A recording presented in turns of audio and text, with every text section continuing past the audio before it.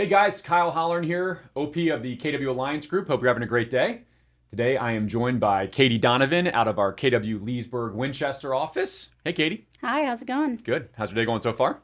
Pretty good. It's going to be a beautiful day. It is gonna be a beautiful day out there. I'm excited. We're in a good time of the year. Houses are selling, things are happening. You keeping busy?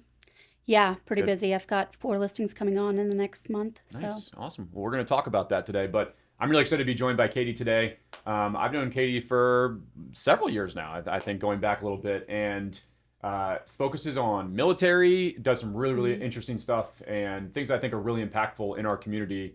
And so I'm really excited to have a conversation with you today and learn more about you, have our people out there watching learn more about you, and you're a great agent. And so I'm looking forward to this Thanks. conversation. Perfect. So let's start from the beginning. How did you get into real estate? Where did that all start? So, I was in the military Mm-hmm. and I knew I was getting out. I wasn't planning on doing 20 years and decided that when we bought our first house, we kind of were screwed over a little bit. And I basically told my husband, I said, I can do this better. And so I got my real estate license while I was still a civilian at the Pentagon Mm-hmm. in a graphics position.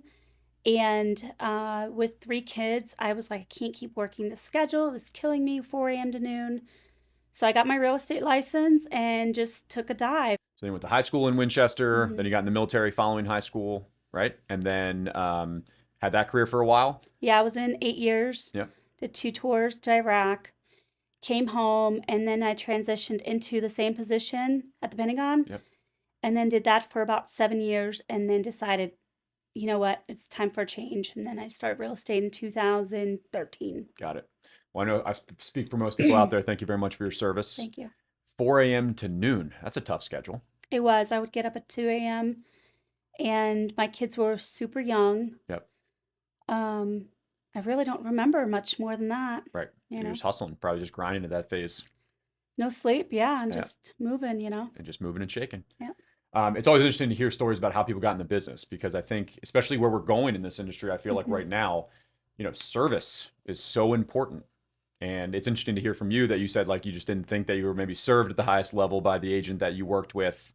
And so walk me through that process of that transaction, and then maybe I'll do this thing and maybe I'll go make this my career.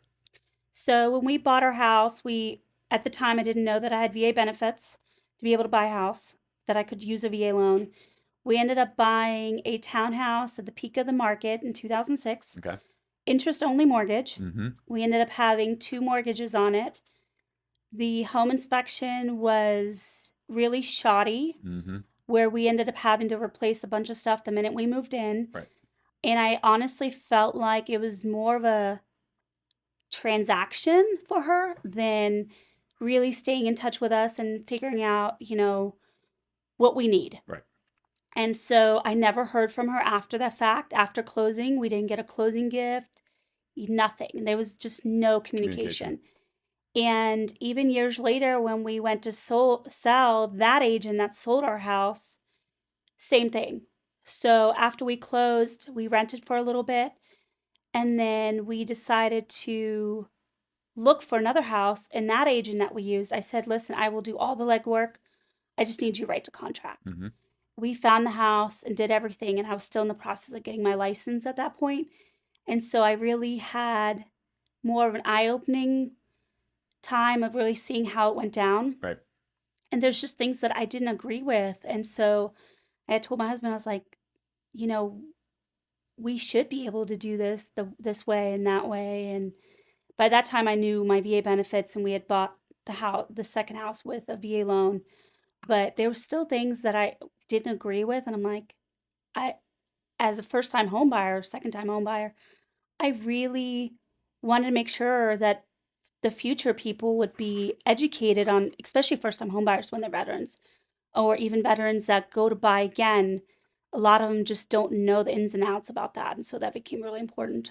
Let's touch on that in a minute. I always think it's interesting when agents, even if they've been in the business for a long time, hmm when you go through a transaction, if you're selling your own personal property or you're buying an investment hmm property, I think that's the moment where a lot of agents really look up and go, man, am I really doing this correctly? Am I really servicing my clients? Because there's a lot going on. Yeah. And so it sounds like you got in the business because of a disappointment around that. Correct. What were some of the main things that you can remember where you said, like, I want to do this and I'm going to do these things better? Was there anything in your mind that stuck out as to how you wanted to run your real estate business from that experience?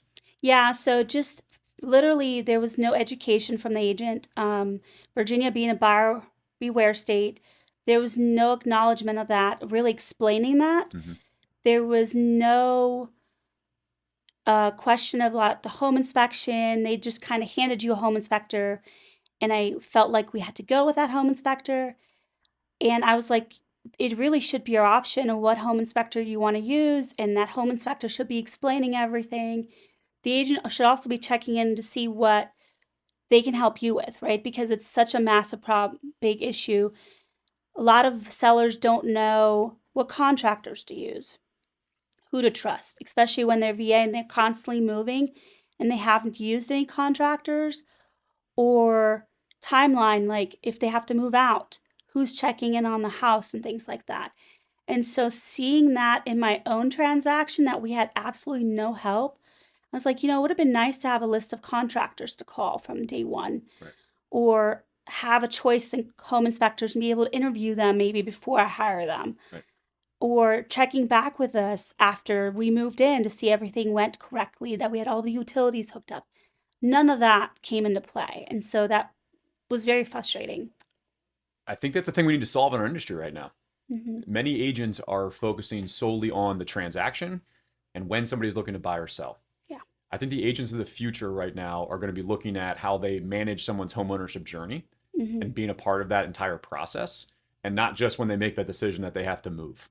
I think those are the agents to me that are actually going to create the biggest impact as we continue to move forward, right? Because at the end of the day, as you said, I think some of the greatest agents are great teachers and great Hmm. educators.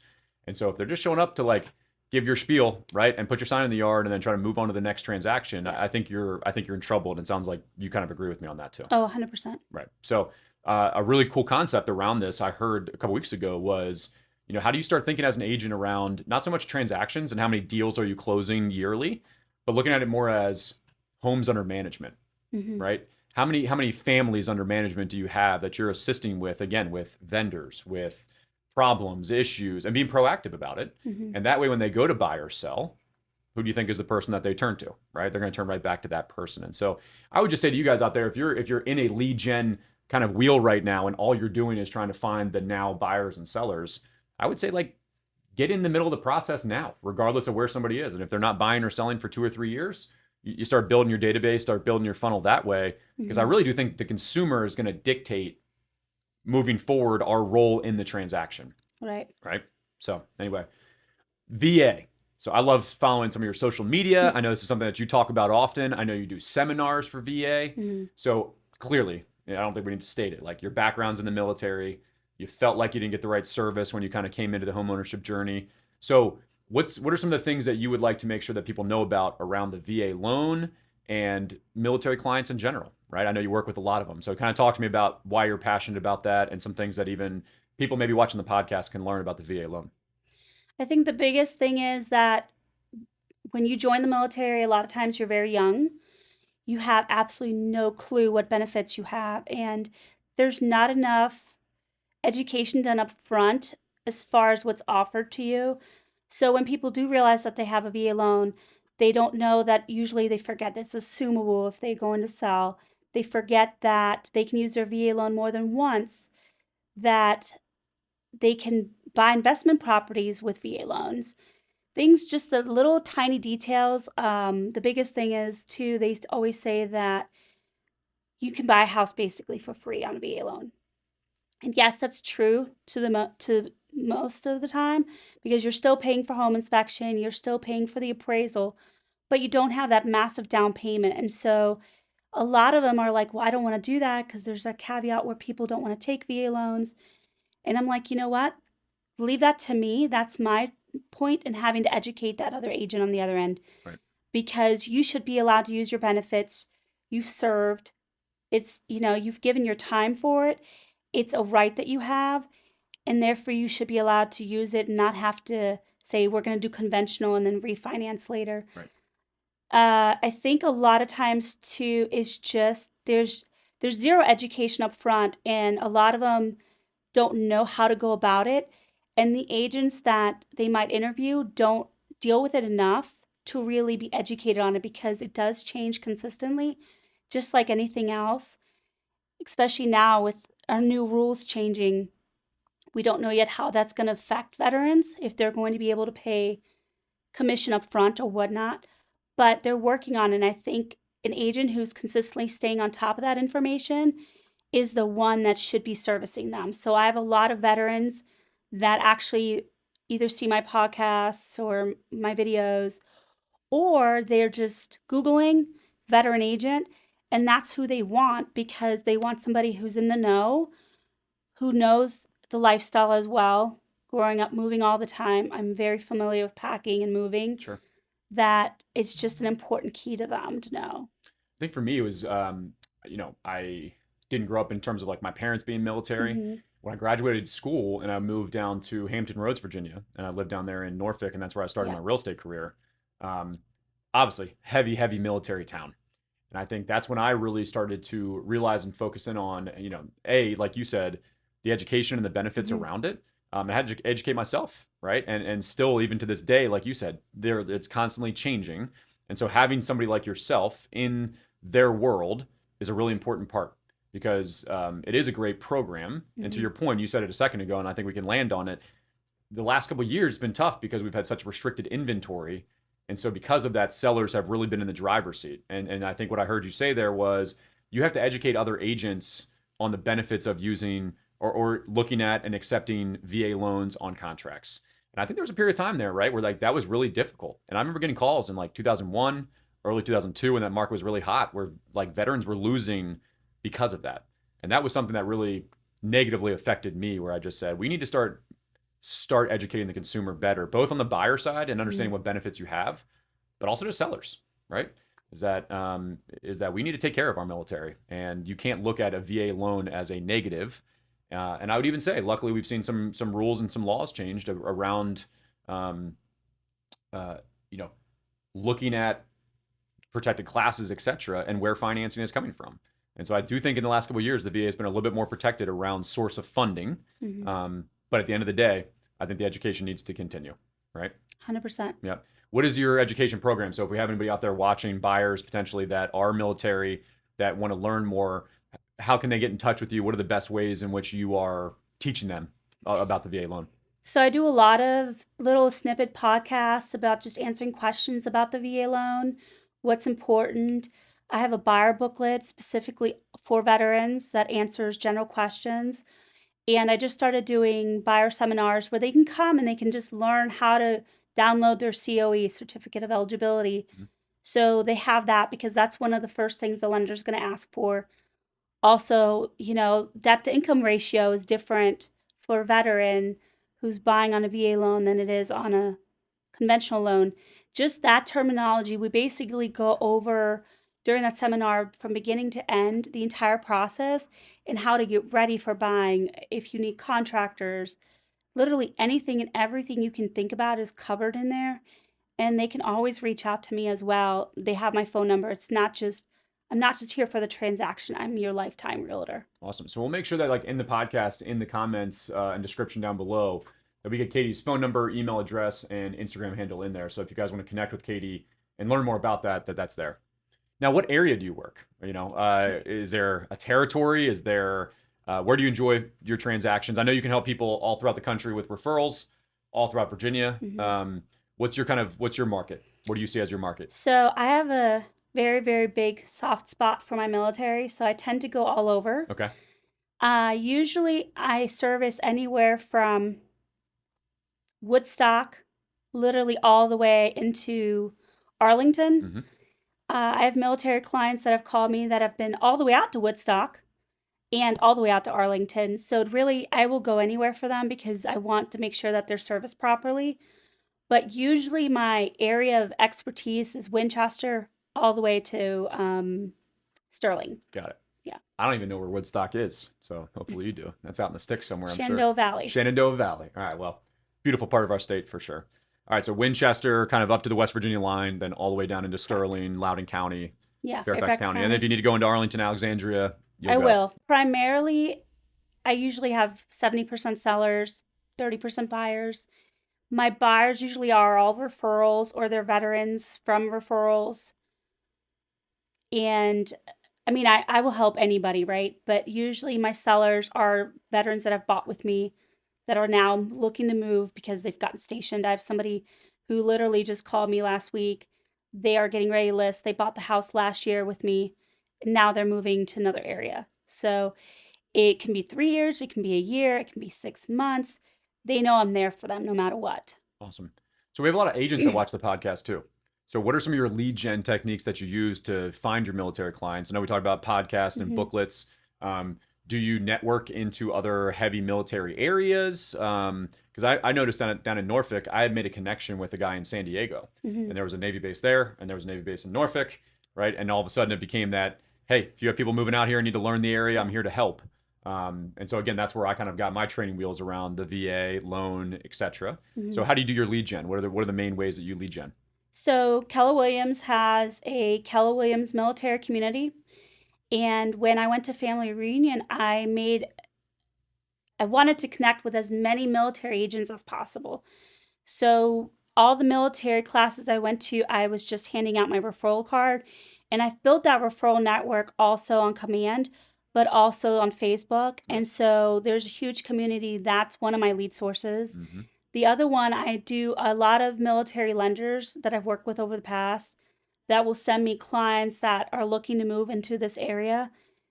And then really just the military people that I've been connected with or worked with years ago in the military.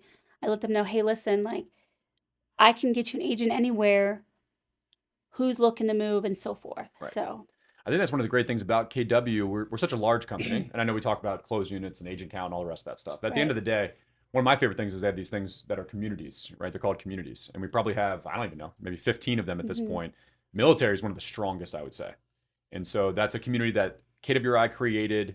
We have some great leaders, I think, that are in charge of the KW military Correct. community. I've heard great things about them. Yeah, they do classes usually twice a month Hmm. where they're educating us as well. So if I'm behind on something, I try to push it out to all the offices to make sure that they have the opportunity to learn as well. So it's not just educating myself Right. and my clients, it's also educating other agents. It's funny when I think about that. One of the things I really love about your business and the way you run it is you have like a niche, right? Like you're Mm-hmm. focused in on a particular thing. I 100%. remember when I was a young agent, I was running all over the place in Hampton Roads, the 7 cities, right? If anyone's familiar with that area. I remember I got back to my office one day and my mentor said to me, he said, Kyle, you're a star real estate agent. I was like, awesome. And he was like, no, you're running from here to here to Mm-hmm. here to here, right? And he drew a star like on the board, and he's like, and none of it really matters. And so I think what I was to the point of that is you've said military is your go-to. You're going to learn it. You're going to educate it. You got in the community. You're focused Mm-hmm. on it. I think that's an important thing for a lot of agents out there to like really hear and learn about. Is a lot of times people are trying to do way too much. Their territory is way too big. They don't really Mm-hmm. know what they're doing on a daily basis. And I think when you find some focus around that, is really where you start to see results. 100%. Yeah, awesome. Talk about the KW Alliance Group. So you've been a part of the company here for several years, right? I know you Mm-hmm. have a lot of great allies in our company. What do you enjoy about the Alliance Group? Why is this the place that you hang your shingle? So when I first started out, I was with another brokerage, and the first 2 years, I really didn't learn much. I didn't have the opportunities I think a new agent needs. And I was actually ready to quit. My husband said to me, give it one more year. Mm-hmm. It's like, give it one more year, figure out where you want to be. And I had interviewed with KW at the time and decided, you know what? What do I have to lose at this point? So I gave it one more year. I took Ignite to start. And that first year, I closed 10 deals. And every year since, it's just been an uptick. And so I was able to focus a lot more in the last couple of years on my niche and obviously listings. But I think the biggest thing that I love about KW is not only all the learning that you can dive into and you can drink from a fire hose as much as you want, it's also the people. Our office, anybody will do anything for you. If I need help with 3 kids, sometimes you're running all over and you need somebody to show a house for you last minute or, get a lockbox off a door. Somebody's always there for you and it truly is a family. Yeah. No, I'm with you. I learned in an office. I like office environments, to be Hmm. honest with you. Everything I've learned in this business was because I was sitting in a training room or bumped into an agent in the hallway and had a Yeah. conversation. I think that's something that's missing from a lot of the industry right now. And so I'm excited. I know about 2 years ago now, right? 2 years ago this summer, we opened up the Winchester office Hmm. out there, and kind of give you that reach into the Shenandoah. And again, your office has an amazing culture. You have an amazing leader out there, Yeah. in Karen. And I think it makes a difference, right? It makes a difference. And to your point, part of what we're trying to build here and continue to do is help people enjoy their life a little bit. And so if you need leverage, if you need training around building a team or Hmm. restructuring or those types of things, I think those things are there for you for sure. I also think that, the biggest thing too is we share. As agents, we share, we learn off each other. We try to better each other. We realize that there's more than enough business out there for everyone, Absolutely. and it's not a competition. It's let's help each other get to where we want to be in life. Right. Yeah, I remember someone saying to me one time when I was a young agent, they're like, everyone's going to teach you everything you want to learn here. The Hmm. problem is only like 10% of people are actually going to take it and do something with it. I Correct. think you're kind of that 10%. And so you, you, No, you thank put you. things out there. There's a lot of good conversations, but you got to do something with it, right? You got to hold yourself Hmm. accountable. How do you hold yourself accountable as an agent in 2024? So I am very competitive, which is not a good thing sometimes, And but sometimes it is. Sometimes it sometimes it is. is. And I probably hold myself accountable too much at times, and I just have a high level of, I don't know what you want to call it, but I just, I have that drive. Sure. I've always had that drive. If I want something, I go after it, no matter how long it takes me. And sometimes it does take me a little bit longer. But about 3 years ago, I got a MAPS coach, and I was very hesitant because I took bold. I was like, oh, I don't need this. And not only does she hold me accountable, but the stuff that I've learned to hold how I can hold myself accountable and give myself also a little bit of grace, right? Because nobody's perfect, but Correct. it really has benefited me in the sense that I've learned a lot in how to hold myself accountable. But I also have a spreadsheet, right? Like I've what I need to do every day, what I've got. And if it's not on my calendar, it doesn't exist. With a full life, 3 kids, a husband, 3 dogs, a house, and everything else, if it's not on my calendar, it does not exist. So I try to put it on my calendar. Literally, it doesn't matter what it is. It goes on my calendar and I check it off. And so that's my way of holding myself accountable, but also knowing that I've checked in with my clients.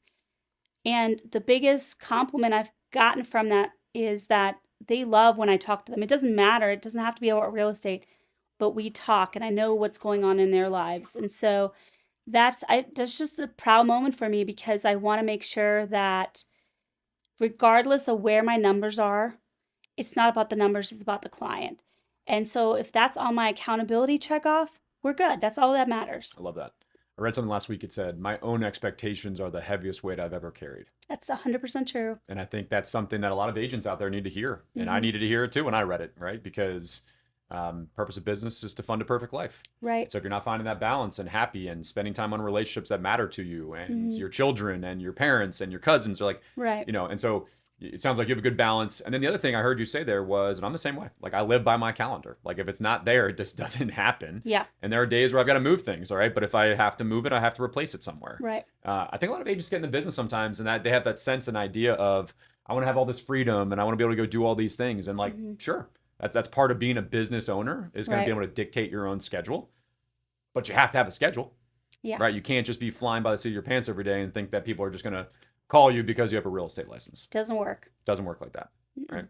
What are you most excited about in the next year or so? Is there any projects you're working on? Anything that you're looking forward to through 2024, 2025? Yeah, so it's funny. I think I've been going for so long now. I mean, this is my 11th, 12th year, Mm-hmm. something like that. And I have a goal every year what I want to hit and what I want to do with it and so forth. I'm now at the point where my oldest is graduating, so we're paying for college.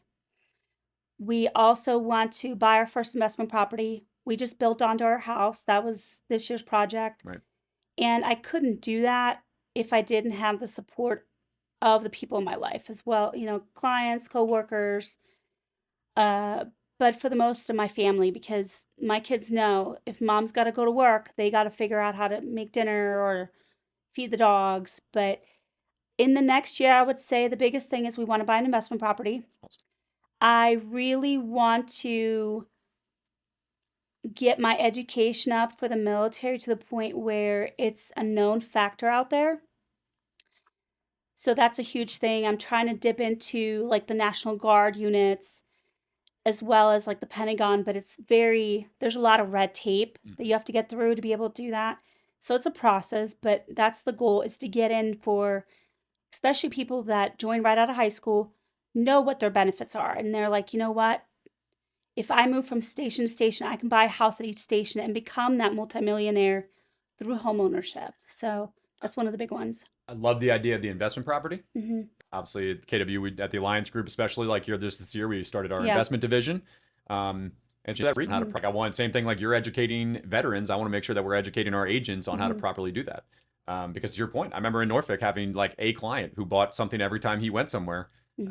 And he was like, the goal is to own it for a couple of years, and then I'm going to move, and hopefully it becomes a rental, and I'll let you manage it from there. Yeah. Why is an investment property important to your family? What's the So my family, both of our parents on both sides, they've always lived paycheck to paycheck.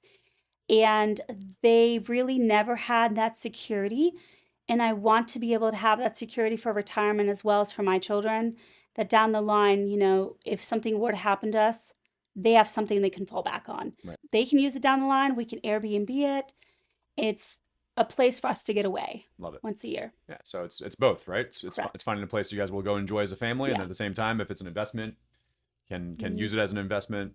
To me, that's a little bit of a win-win, 100%. right? Yeah. Awesome. What else do we know about Katy? Anything else? I have a hard shell. Probably most people say I have a hard shell, but I think that also comes a lot from, being in the military 8 years, you learn how to get a hard shell. You have to, right? You have to have a very strong backbone. Yep. And the one thing I'm always told is that I look very intimidating. I promise you it's not the What? case. Yeah. I'm a very soft individual. It's just I grew up that way, right? Moving every 4 years, you kind of had to build that hard shell. And then going in the military, it's like you just learn. And so I'm very direct, sometimes probably a little bit too direct, but I think that people know they get honesty from me 100%. So I really do speak the truth, and I only mean the best for most people 90%, right? Right. Not 100%, That's that 90%. competitive nature coming out Yes, there. I like that it. is the 100% that competitive nature coming out. But um, I I love my military. It's honestly my bread and butter. What are some things that you learned in the military from your experience there, right? From doing tours Hmm. that you've taken into your business career? One of the biggest things is that if I don't figure out a way to do it, it's not going to get done. Solving problems for me is very easy. And I think that's one thing you try to instill in your kids, right, is how to solve problems because kids don't learn that naturally. But in the military, you're given a task and you're told you have to do it, and it doesn't matter how you get there, you just have to do it and figure it out. And so I'm always, okay, how can we solve this? Which way can we get there? And if I want it, I'm going to get there one way or another. Sometimes I get there pretty quickly. Sometimes it takes me a little bit. But at the end goal is the same, right? Right. So, Right. I think that's important. I think most of the people in my life, at least that I look at, that are the most valuable to me, mhm, are probably their best skill is being a problem solver. yeah. We're always going to face adversity. Yeah. Things are always changing around us, right? That's not it's not plausible to think that everything's going to stay the same way. And so I love that concept of it. And then you can carry that over into negotiating a contract, right? Something an Yeah. issue comes up, like you go right into that problem solving mindset and you figure it Hmm. out. Yeah, I think too, just adapting and overcoming, right? Learning when I moved is to adapting and overcoming. And then I went into the military, and that was very natural for me. Moving was just always an easy task. I didn't always like it, but it became easier. And so I adapt and overcome very easy. Do a lot of local videos too in our area. Right. And yeah, if you want a copy of like the books, I have a Nova book and I have a Winchester book, or a list of contractors because you just want somebody decent, I'd be easy to provide any of that. Awesome. Well, I know so you have a high school graduation coming up. I do, yeah. My Okay. oldest is graduating and she's going to Christopher Newport for pre-med. Awesome. Congratulations. Yeah, huge undertaking. Well, enjoy the next couple weeks of that. I know it's a big deal. I've got a couple small children. It feels like it's running really Goes fast. We were talking quick. about that before we even came on camera today. It's going by real fast. So Hmm. enjoy those. I think those are the moments that we live for. And so It enjoy that is. time. Thank you for coming in today and talking with Thank me. you. And if you guys have any questions, want to get in touch with Katy, check out the comments below. And everyone have a great day.